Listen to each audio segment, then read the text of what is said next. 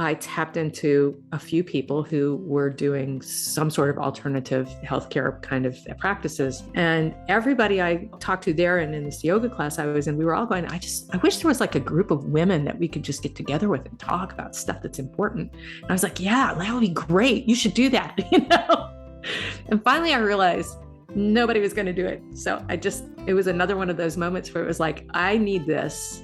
I'm sure other people need it. I've been told other people need it. I'm just going to do what I can to see what happens. You're listening to the Woman of Value podcast. You are about to hear the story of a woman who is following her dreams and passions and creating positive change in the world. Laurin's passion is to help women recognize and unleash their innate and experiential wisdom, both emotional, physical, and spiritual, so they can bring that wisdom consciously into their lives with confidence and joy. She does this through her HeartLight Wellness, and that is where she provides intuitive healing and transformation mentoring, and through Wise Women Circles, and through her podcast, the Curiously Wise Podcast. Welcome to the show, Laurin. Thank you so much. Thank you for having me here. My pleasure. So we always start with, what does woman of value mean to you? A woman who embraces her personal power, her voice, her intellect, her wisdom, and brings it out into the world.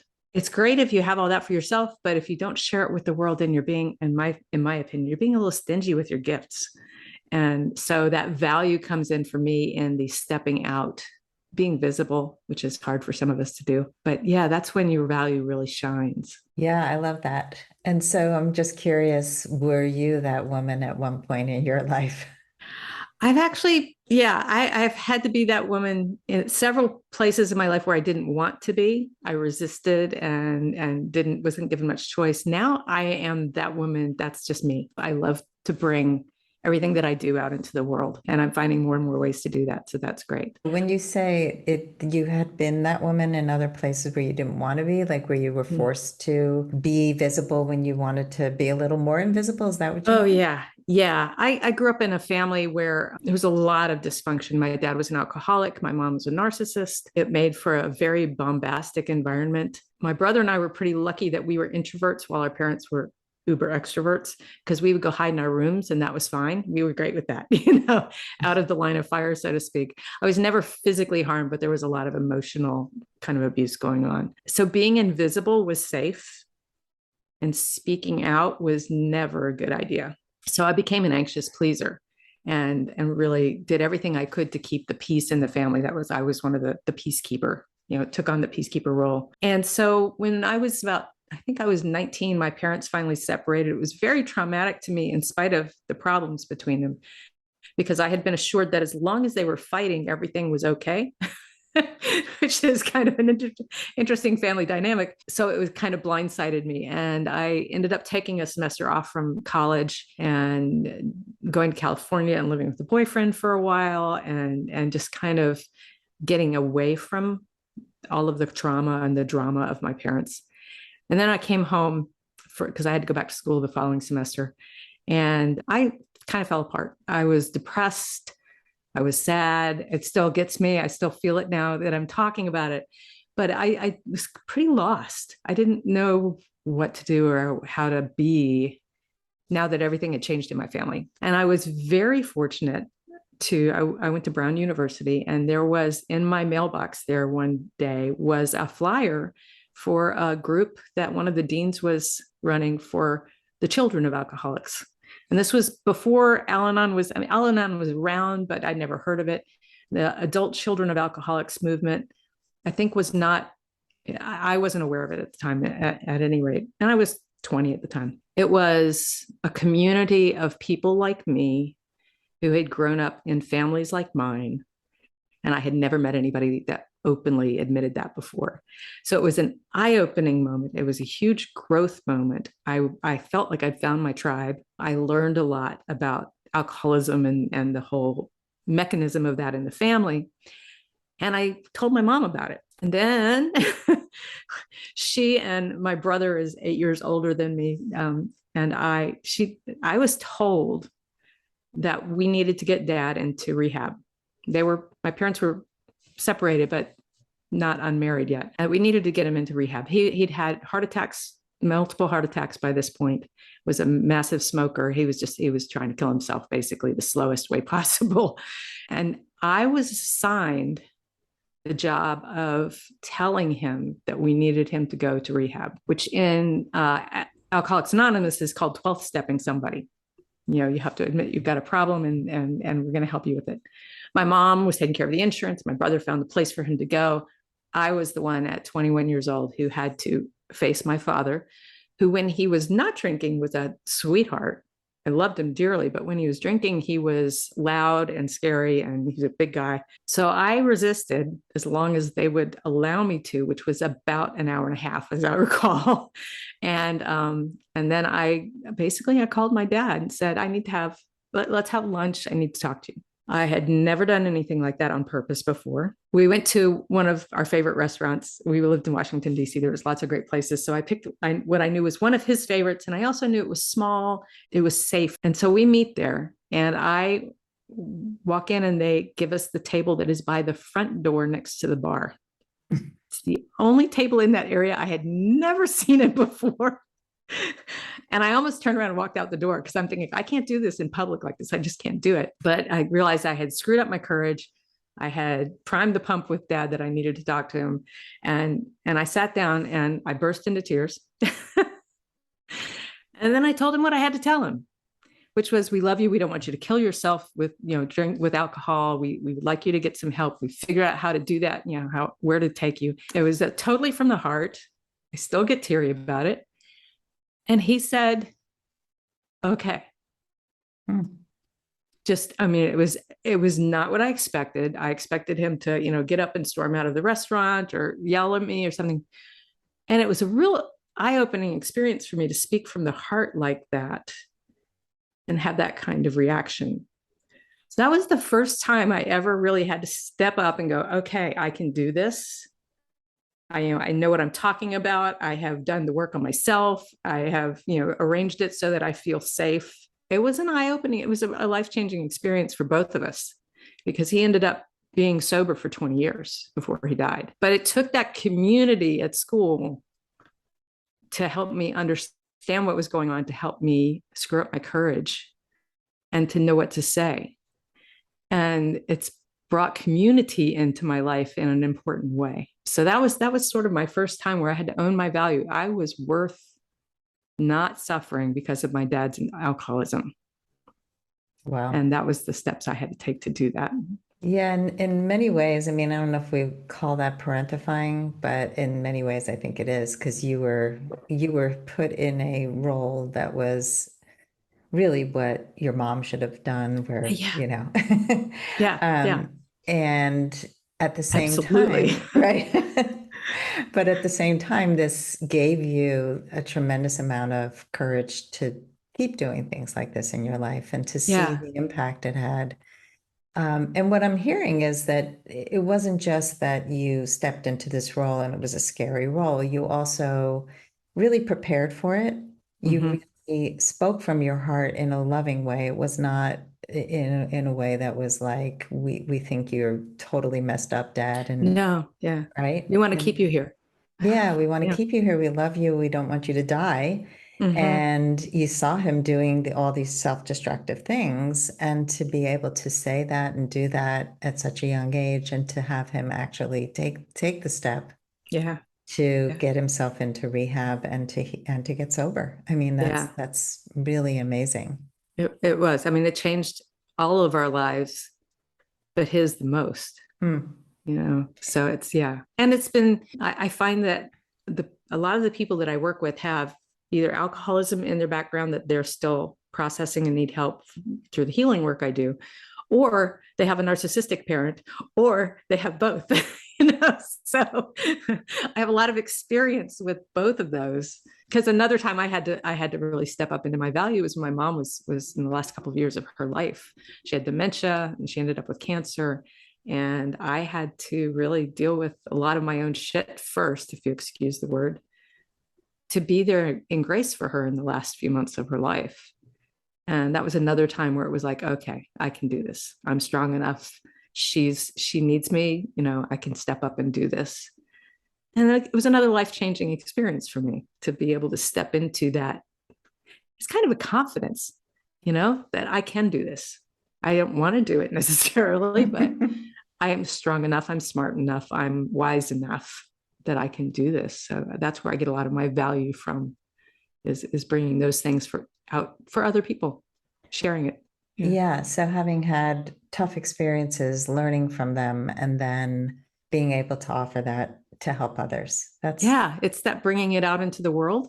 And making, I think we have a lot of wisdom, especially I'm in my early 60s now, and I really feel like I've kind of come into my wisdom in the last decade or so.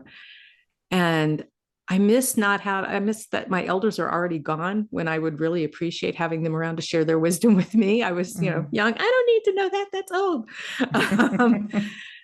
So I really love the idea of being present for especially the generations coming along behind me, to share the wisdom that I have, maybe make the way a little easier for others. Yeah. And growing up with two parents who really couldn't be there for you in various ways is tough. I can relate to that. I have my father was bipolar, and not just bipolar, but definitely personality disorder. I mean, not sure all of the diagnoses, right, but he was not easy to have as a father.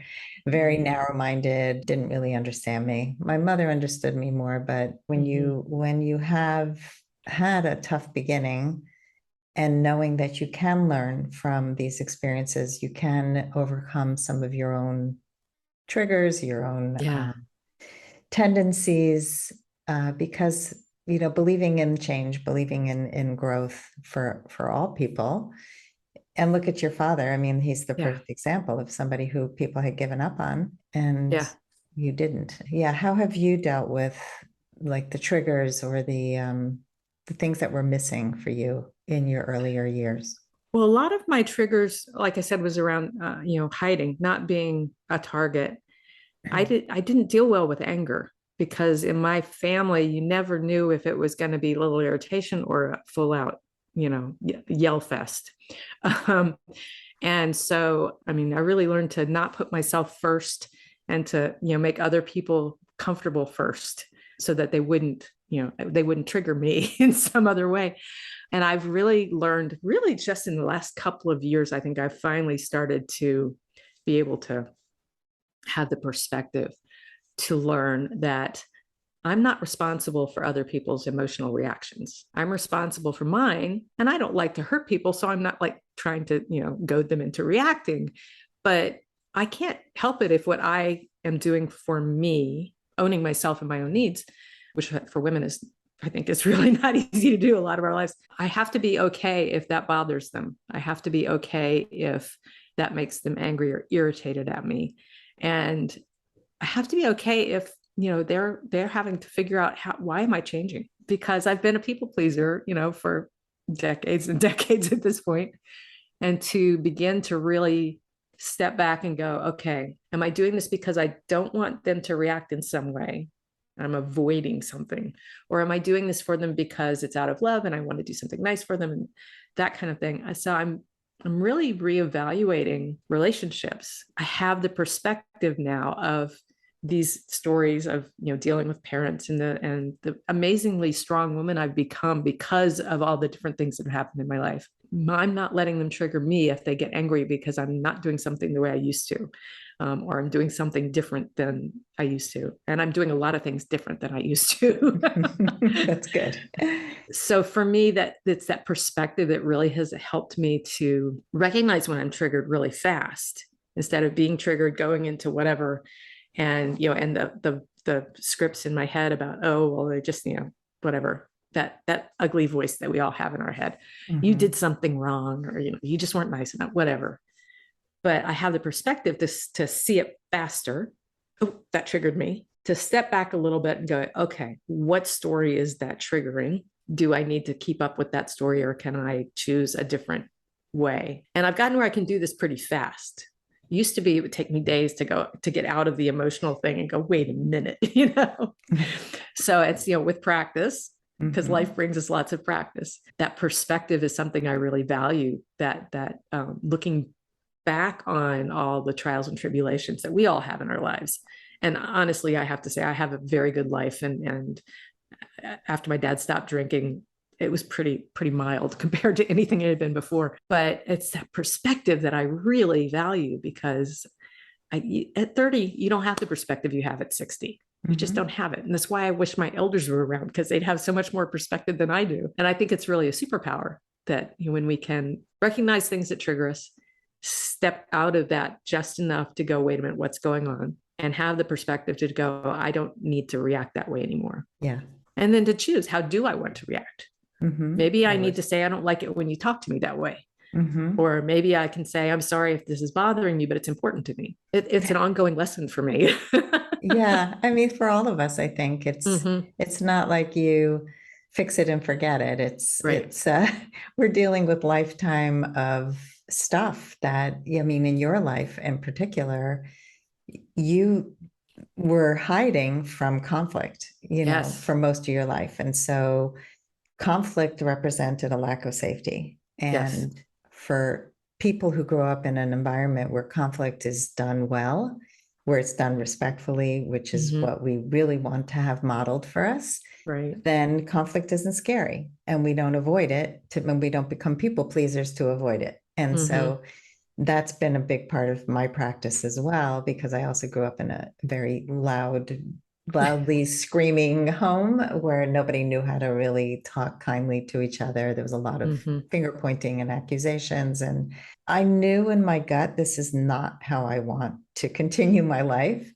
I just didn't really have the formula for it until much later, but I teach it now. It's one of the things I love teaching the most, are communication skills and boundaries. And we just launched boundaryuniversity.com because I co-lead courses with another woman, and we created so many different ways to join this boundary stuff, because some people need a full program and some people just need how to deal with codependency and people pleasing. And so it's, now you can pick and choose what you want to do. And it's just super important. I mean, I think so many people think, well, if I grew up in this home, this is just the way it is, and I'm kind of doomed. And then you continue to bring this trauma from generation to generation, and when you can stop it, it's such an incredible gift. Yeah, it is. And I find things that are take effort to learn are the things I can teach the best. Because you've had to figure it out. And things I do intuitively, I have a hard time teaching anybody how to do that, because I don't know how I do it. I love to create communities of women. Because that first community that I was in college was predominantly women, and it was so nurturing, so affirming, so illuminating that this wasn't the normal way that families should work. Because when you're in it, you don't know it's not normal. You know it's awful, but you don't know it's not normal. And so one of the wonderful things my husband did for me earlier, most of the first 5 or 6 years of our marriage, he grew up in what we call a Leave It to Beaver family. I used to be able to ask him, is that normal? Something would happen. I go, is that normal? And he could validate for me, yes, it is, or no, it's not. I had no clue.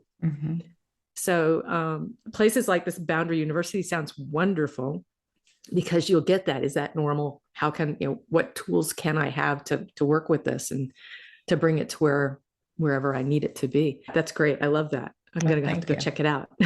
Yeah, do. We have a free 5-day series for anybody who wants to just get introduced to Boundary University. It's a video series. So people can log in there and just click on the link. That is so needed too. That's one of the first things I had to learn for my own sanity. And it's something my clients all have trouble with. Yeah, mine too. And it's what they come for help with, because it is so crucial to having healthy relationships. Yeah. If you have ever played small to make other people feel comfortable, or maybe stayed in a bad relationship or job too long because you didn't think you could do any better, I wrote a book for you. It's called Becoming a Woman of Value: How to Thrive in Life and Love. Each of the 30 chapters contains a life lesson, a story, and an exercise to bring you closer to reaching your full potential. Becoming a Woman of Value is available on Amazon in paperback and Kindle. So you were saying that you love to create communities, and you have a community that you call Wise Women Circles? The Wise Women Circle. Yeah, it's actually kind of been on hiatus during the pandemic. I am waiting for the universe to tell me it's time to bring it back. I'm getting a lot of messages from the members of that community. When are we going to get back together? I was in need of community. I live in Williamsburg, Virginia. It's a fairly conservative small town, a beautiful place to raise your children. We live in a gorgeous neighborhood and have great neighbors and all that stuff. But I hadn't found my tribe here. I hadn't found friends that I could have deep conversations with. I hadn't found those kinds of relationships. Thank goodness for technology, because, I had those people in other places. So I was able to do that. But as I began to to explore being a healer, I tapped into a few people who were doing some sort of alternative healthcare kind of practices. And everybody I talked to there and in this yoga class I was in, we were all going, I wish there was like a group of women that we could just get together with and talk about stuff that's important. And I was like, yeah, that would be great. You should do that, And finally I realized nobody was going to do it. So it was another one of those moments where it was like, I need this. I'm sure other people need it. I've been told other people need it. I'm just going to do what I can to see what happens. And I asked those people that I knew if they would invite people to this first gathering. One of them offered her office space because she had a big room that we could, meet in. And we just kind of put the word out to people we knew, which wasn't very many people on my part, but they had better contacts. And we had 12 people show up at the first gathering. Wow. And it grew over the next few months. I had 25 people show up one time, which was a little too much to manage properly. I have 40 women on the mailing list for it, but we would gather twice a month. I had just a sort of a layout, kind of like you do with a podcast where we're going to talk about these things in this order. But I was going through a lot with my mom at the time, and I needed to talk about it. So since I started the group and I was facilitating the group, I think of it as seeding the group. I got to choose what we were going to talk about every week or every 2 weeks. And so I would come in and go, I need to talk about boundaries. So tell me what you know about boundaries. And everybody would take a turn if they wanted to. Some people didn't like talking. They just wanted to listen. That was fine. And I learned so much from these women. And I got addicted to this group. And I think everybody else did too, because we had a core group of about 15 people that were there almost all the time. We would talk about sort of whatever was coming up that moment for me, but inevitably it tapped into what other women needed to talk about too. And people would say to me, this is so weird. This is exactly what I needed to talk about tonight. I get divinely inspired, for a lot of that. So it became a real community, and it still is, in spite of the fact that most of us haven't seen each other in 2 years. And I started a second one. It didn't take off quite as much, but those people have joined the original circle too. So it's a big community. We were all surprised at how many like-minded people, I would say, like-minded women were here in Williamsburg, which all of us think of as a sign of kind of, conservative retiree town. But there's all of these amazing women doing all these amazing things to help other people, And so I have started a podcast in April. I started a podcast, Curiously Wise, because I was missing those conversations. And I have met the most amazing women.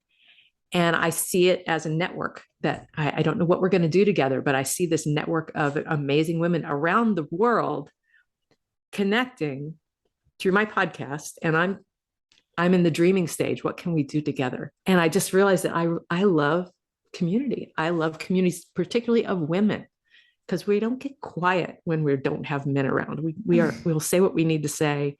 I always made sure it was a safe space to speak. I was always very vulnerable, which I didn't know that's what I was being.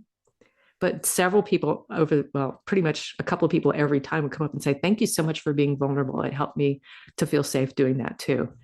And so I've discovered that's one of my gifts. It's one of those things I don't have a lot of choice about because my emotions are just, right there. But it was really humbling to me to know that just allowing myself to cry in public or allowing myself to go, I'm having this issue with my mom and it's driving me crazy, in spite of the fact that she's got dementia and cancer, and I love her and I help her. Being able to air those things in a safe place where you knew people were going to support you. And we had someone who lost a spouse and we were all there for her. We had people who were having children with major health issues. And we were all there for them. Even if it was just to say, we're holding you in the light. It's powerful. And it's the way women have traditionally spent time together. You think of a sewing bee, a quilting bee, or a barn raising where the women all get together and do the food, and they're all talking like this together all the time without the guys around, Yeah. And I find it so enlivening and uplifting, and obviously I get very excited about it because it's just more fun than I ever thought I'd be able to have. Yeah, it sounds amazing.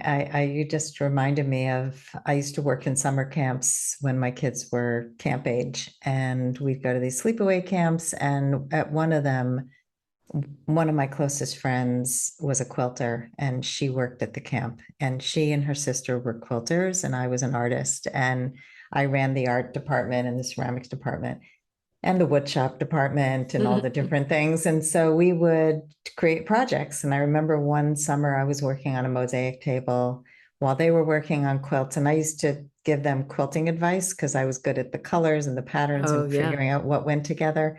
And it was just so much fun because we'd just be down there for hours doing all this crafts. But it's an environment also where people talk. And I've also taught art to high school kids where I brought coaching into the art room. And to me, like, the best way to talk is to be involved in a project and be in that zone. And I found in doing that where people would come to the class and talk about their father's doesn't have any boundaries post-divorce, and he's telling her too many things about his dating life or his ex-wife or their mother.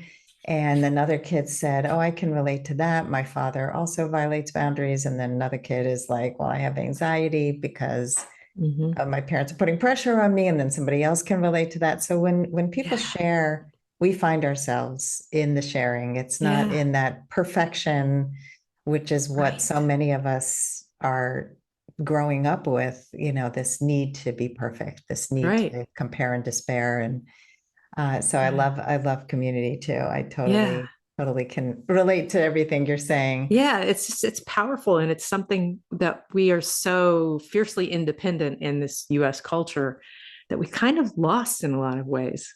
So I love being able to bring back that sense of supportive community where you're safe to say what you need to say. That's beautiful. Let's talk a little bit about the future. You said you're excited to bring the Wise Woman Circles back in person. What else is on the dock for you for the future? A friend of mine and I are collaborating together to put together an anthology, all women writers who will be, hopefully, literally, we've just brainstormed this morning, will be writing about the divine feminine in their lives. And it's going to be called The Wisdom of Women. I'm sorry, A Wisdom of Women. So I looked up, I love collective nouns, like an exultation of larks is one of my favorites, a murder of crows. So I looked up the plural noun for women, and it's either a bevy, which is a beautiful collection of women, or it's a gaggle, which is a noisy talking group of women. And I don't like either of those because I don't think they're meant in a really, good way as far as our self-worth goes.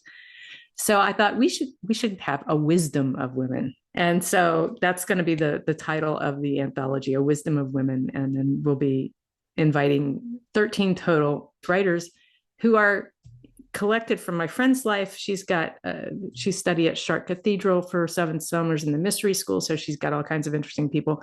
I've met so many people on my podcast, in addition to my Wise Women Circle, that we're going to pull 13 of those together and do an anthology, connecting these women in a new way and bringing their wisdom out into the world in a way that's wonderful. I've written 6 novels, So I know the book business. I'm really excited about it. Yeah, I can see. So it's a brand new thing here. Well, let's go into the lightning round. Are you ready? Okay. All right. The first one is fill in the blank. I used to think I wasn't blank enough. I used to think I wasn't smart enough. And I was a smart kid. I skipped a grade. I did all kinds of things, but I used to think I wasn't smart enough. So what led to that belief? I think that one definitely comes from my mother. She had to be the smartest person in the room. And so there was a lot of I would excel at something and she would immediately undercut it. I would win a prize. She said, you should have let the poor kid in your class have it, that kind of thing. A's were, of course you got A's. You're my daughter. You wouldn't not get A's. Right. You take after me. How can I turn it around? It's right. So I think there was a lot of insecurity around my intellect because I didn't know who to believe. Was it my teachers and my grades or was it my mother? Because you tend to want to believe your mother. So I think that's where it came from. And I have struggled to own that as an adult. So yeah, crazy saboteurs that live within us. Yes. Yeah. So the next question is, what was the number one thing holding you back from becoming a woman of value? It was a fear of being a target, fear of anger, fear of conflict. So I've had to make peace with that. Learned that all conflict and all anger is not bad. It's just, it's a function of change. Writing novels helped me with that because you have to have conflict in your stories. Yeah. Otherwise they're boring. Yeah, exactly. Yeah. Conflict is not bad. It's how we deal with it. And if we avoid conflict, we're actually avoiding intimacy. And it's something I did not realize until much later in life because conflict felt scary. If you do it wrong, if you do it in a violent way, it is scary. That's not just conflict, that's violence. Yeah, absolutely. What is the best advice you can give to a woman who wants to become more empowered? I would encourage her to spend time alone in the quiet. And for me, that was meditation because it allowed me to really hear those inner voices. And if you're not aware of them, you can't challenge them. And so that for me was the first step in owning my value, is understanding the inner voice that was happening, that was holding me back, that fear of conflict, which I hadn't really brought it out where I could go, oh, this is conflict. That's why I'm feeling uncomfortable. Keeping in mind, I'm an introvert. I like being alone, but that going inside in a way that was very quiet. And it took me a long time to actually get, where I could get quiet. So it's practice. And journaling. It's the same kind of thing. I journaled a lot in those conflict years, get it out of my head and onto paper so I could see what I was feeling. Yeah, so many people don't get quiet, especially today with our phones always being on and devices being on. And it's scary for people to be quiet with themselves. And when you get quiet, you do have the most amazing ideas. You come up with what's really true. I mean, Boundary University came from a quiet moment in the shower. That's one of my favorite brainstorming places. Right, those shower moments. And then I need a waterproof notepad. They have those. Go on Amazon. They do have those for people who have shower thoughts. Okay, so Laurin, what advice would you give to your younger self? Life is wonderful, but you have to be in it. Don't hide. Good advice. And what is something that people often get wrong about you? A lot of people think I'm inarticulate. And I know why. It's because I have a hard time putting my thoughts and feelings into verbal words. I can write them down, but saying them, I get tongue-tied or I trip over words. And so I think a lot of people think I'm inarticulate. Right. So you have the thoughts and you have the words, but they come out better on paper. They come out better on paper. I'm more of a feeling, like I'll get a feeling about something and you try to describe that feeling to somebody. It's all metaphors and symbols. It's not linear language. So I'm not a linear thinker. So that's where I think some of it comes into. My friends who are engineers by education have a hard time having conversations with me sometimes. And I have trouble talking to linear people. Not that I don't understand them, I just find them to be limiting. And I like expansive thought. I like to be able to have thoughts out in different directions. And Yeah. yeah, I'm also highly intuitive. And it is, I think people really do process differently. Mm-hmm. And we can be feelers, we can be thinkers, we can be doers. I always ask a client when I first start working with them, how do you learn best? Are you kinesthetic? Are you visual? Are you auditory? Because I'm going to give them homework based on how they learn. Mm-hmm. Mm-hmm. That's important. I don't think our schools do that well enough. Oh, no. You have to fit in the box. And if you do not, there's something wrong with you. Yeah. Yeah. All my kids were out of the box, shockingly. And Mine too. Yeah. Surprise. I mean, my ex-husband is a comedian and puppeteer and has dyslexia, and he's totally not in the box. And so I didn't expect any of my kids to be doctors or lawyers or anything like in the box. But I would struggle with teachers who would try to put them in a box and then wonder, why does your child shut down when he's wrong in class? And I said, well, what makes him wrong? And this was an English teacher in high school. And she said, well, when he doesn't give me the answer I'm looking for. I said, oh, well, how about you entertain the answer he's giving? And maybe for the test, ask him to, give the answer of the classics or whatever it is that you're looking for. But he's a really smart kid. And if you listen to him, you might learn something. Just like, yeah. I got two of them like that. Yeah. Yeah. It's just like school isn't always the best place for kids who are out of the box. So finally, Laurin, how would you like to be remembered? I would like to be remembered for always bringing joy into the room. Joy and wisdom. Those are like my two pillars of my life right now. They're both really important. Well, Laurin, this has just been a treat, getting to know you, getting to hear who you've become through the work that you've done, how you're influencing other people, and what you're bringing to the world. So thank you for this conversation. Oh, yeah. Thank you. This is so much fun. I love having these kinds of conversations. Me too. Let our audience know the best way to reach you. The best way is my website. It's heartlightjoy.com. And I'm on socials and stuff, but everything's connected there. And if you sign up for my newsletter, I do offer a free download of my top 3 ways to communicate with your guides, with your spirit guides. If you're interested in that, I'd love to have you on my newsletter.